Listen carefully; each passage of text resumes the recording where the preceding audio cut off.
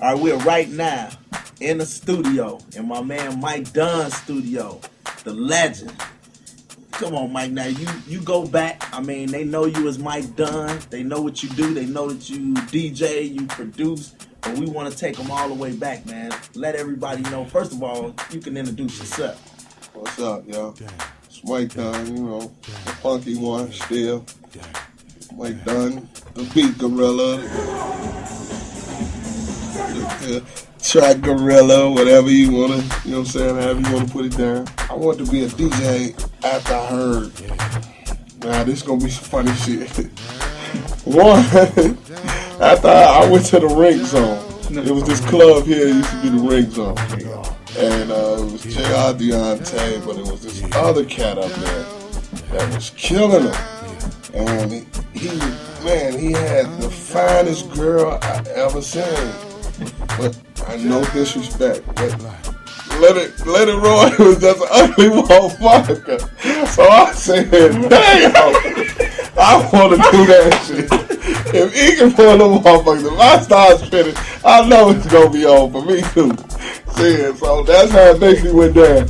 And then, you know, me and Leonard became friends, and then he started giving me tapes. You know what I'm saying? I was in this dance group called Bostitch. And we used to go up there and dance and all of that every, you know what I'm saying, every party they had at the Rink.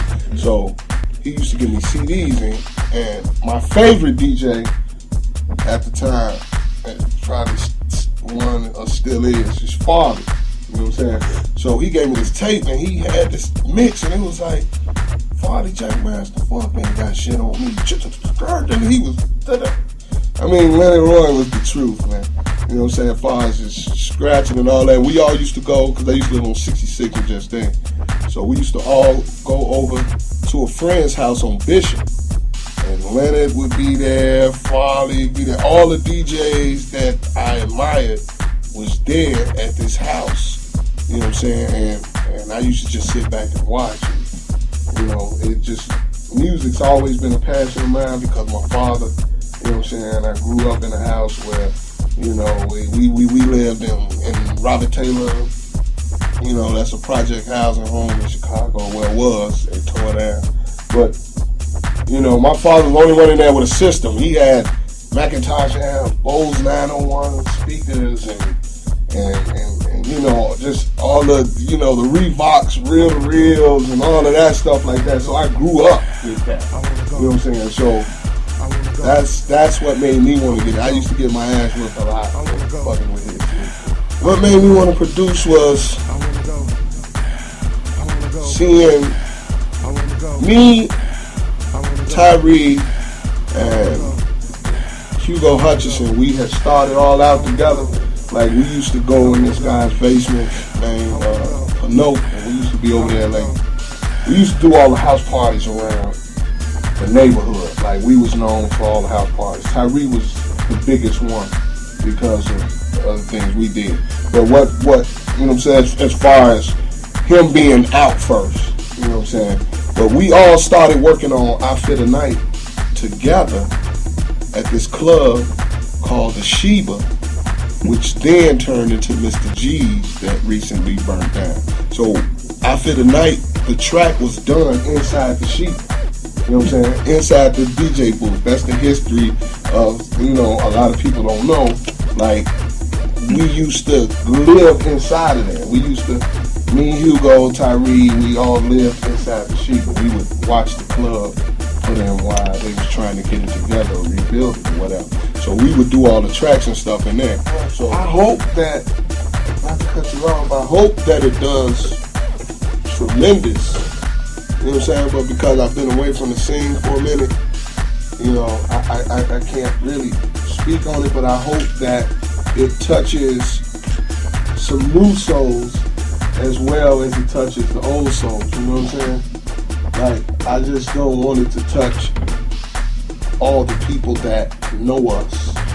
You know what I'm saying? Like, I wanted to touch because that's what we did. We lost the next generation coming up to the other music, like the juke and stuff and the rap. You know what I'm saying? Because our music was so strongly attached to the gay scene that all the young kids that was coming out wanted to be cool and didn't want to be, nah, man, you listen to, we were different. You know what I'm saying? Like, we were different. We were secure about ourselves. You know what I'm saying? So I got tons of gay friends.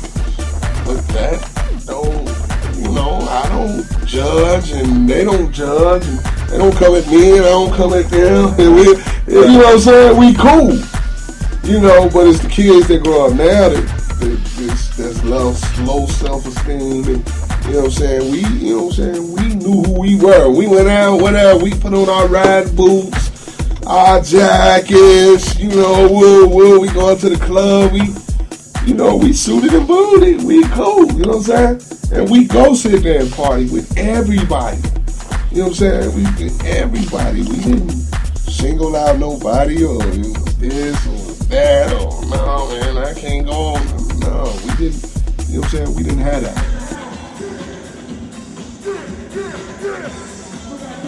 I was the first person out of Chicago that basically, and the first person he gave a JV deal to, you know what I'm saying, which was a joint venture situation, which was I'd be able to funnel my artists through Bad Boy / the BMG, whole thing, but when he up and left BMG and didn't tell me, otherwise I would have went with Interscope. Then he couldn't bring my deal along with him over at Universal. And then plus a couple of other things that rubbed him the wrong way that AKA me didn't have nothing to do with, but you can't disassociate yourself with your artist or, you know what I'm saying, your company. Be like, you're supposed to be in control of all that. You know what I'm saying? And that's something I wasn't. We ended up, you know what I'm saying, we ended up just parting ways with me getting all the masters back and all of that. And he, basically told me he helped me facilitate the deal, which he didn't. But I'm out here grinding. Right. You know what I'm saying? I gotta do what I gotta do. I'm about to move to New York. Yes, I'm finna move to Atlanta. I'm finna do. Wherever's happening that's where we trying to go. Instead of staying here, you dig? And bringing them people here. They will come. Believe you me, they will come. If you got that shit, they coming. This is a music business. You know what I'm saying? This ain't just 10% talent, dog. It's about that money. About that chop, y'all. Look, right now, packing. I know a couple chords, whatever, to get me through, and that's it. And my laptop, I gotta type all that shit in. Believe me, learn it. You dig what I'm saying? Because somewhere in life, down your road, you gonna have to use it. You know what I'm saying? Well, let me see, this is what, 2006? I've been in this business for 31 years doing this. Playing music, I was always one of them cats, couldn't keep a job because I had a party, So, the job wants you to work on the weekend. I'm like, I can't work on weekends. I got parties on the weekends. So, it wasn't never nothing for me but music. It was just always music since I was a shorty. Yo, this is DJ Hugo H. You checking out Chicago LP. It's coming at you. It's coming at you hard. This is the real history. It ain't in the book. This is the real history. That's why you watching it on DVD. It ain't in the book. This is real. We saying this. Ain't nobody else writing this down, misinterpreting our words. You hearing it from our mouth right here, Chicago LP. If you don't know who I am, you don't have parents. I'm going to tell you that now because Chicago has such a rich culture. We are all children of DJs. We have husbands who are DJs. We have wives that are kids that pick up on this music thing.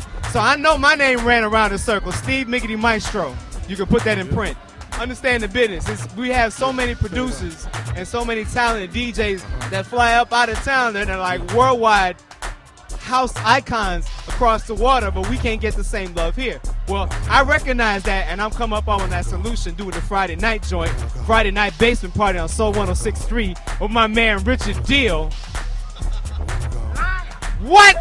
Maurice Big Cheeks Joshua in the crib. Here is the problem with house music. We're not visual. They can see rap music. That's why it's going down. Y'all understand that? Somebody put some money into the videos. Music is fine. That's what's really good, is that you have to make it visual, and then you have to create a demand for it. You have to make your own network of house music. We got enough pioneers here in Chicago that do it. We have enough newcomers here already that do it. We got some singers, some good-looking folk. Manila Vanilla did it, didn't they? They had us fooled for 2 years before we pulled that up.